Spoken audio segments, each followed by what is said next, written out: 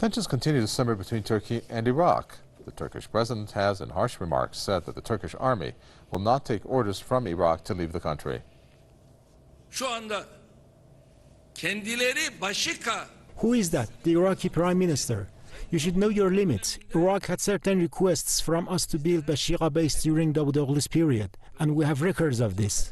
They will be published on TV channels soon. Thus, we went to Bashira base. Now they are telling us to leave, but the Turkish army has not lost so much standing as to take orders from you.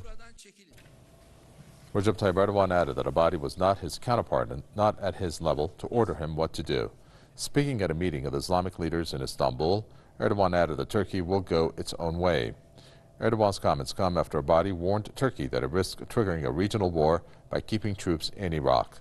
The two countries have summoned each other's ambassadors in a deepening diplomatic standoff after the Turkish parliament extended a mandate to keep Turkish troops in Iraq and Syria for another year.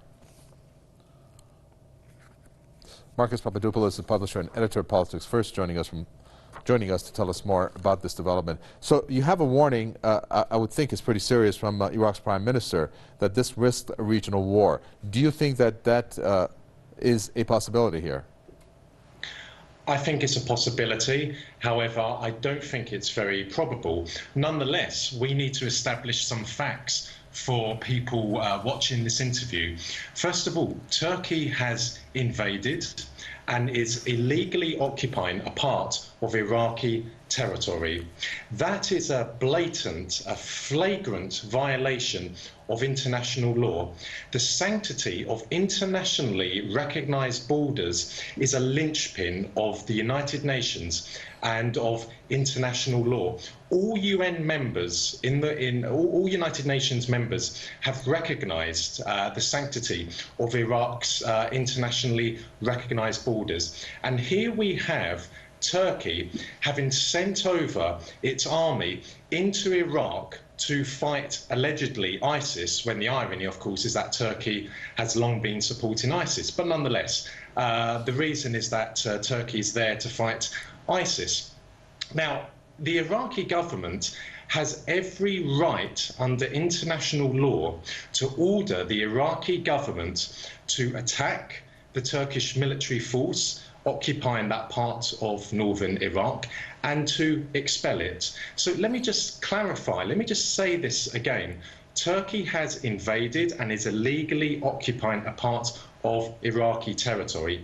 Now, why don't most people in the world talk about this? Why is it not brought up in Britain, in France, in Germany? Well, simply because Western media is still, regrettably, the dominant media force in the world today. And the West, in terms of Western governments, principally America and Britain, has a very, very close historical relationship with Turkey.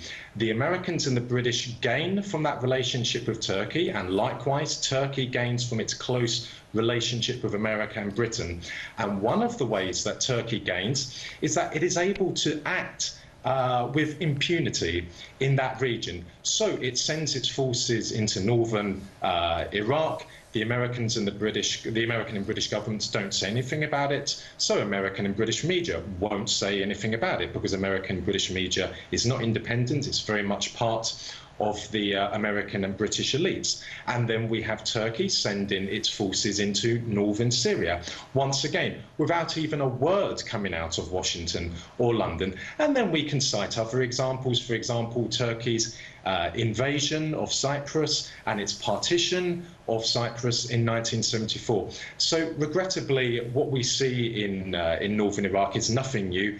The audacity for Turkey's Erdogan to simply ignore what the Iraqi government is saying, is demanding, really just beggars belief. Because once again, as I've said, here we have an army of occupation in Iraq, and the Iraqi government has every right to expel that army of occupation. Will the BBC, will Sky News, will CNN report on what I have just said? Will they cover Turkey's presence, occupation in Iraq from the perspective I'm coming at? Not at all, because Turkey is a staunch friend and ally of America and Britain, and Turkey has a blank check from the Americans and the British to do what it wants in the region, and unfortunately that is not going to change. Thank you, Marcus Papadopoulos, publisher and editor of Politics First from London.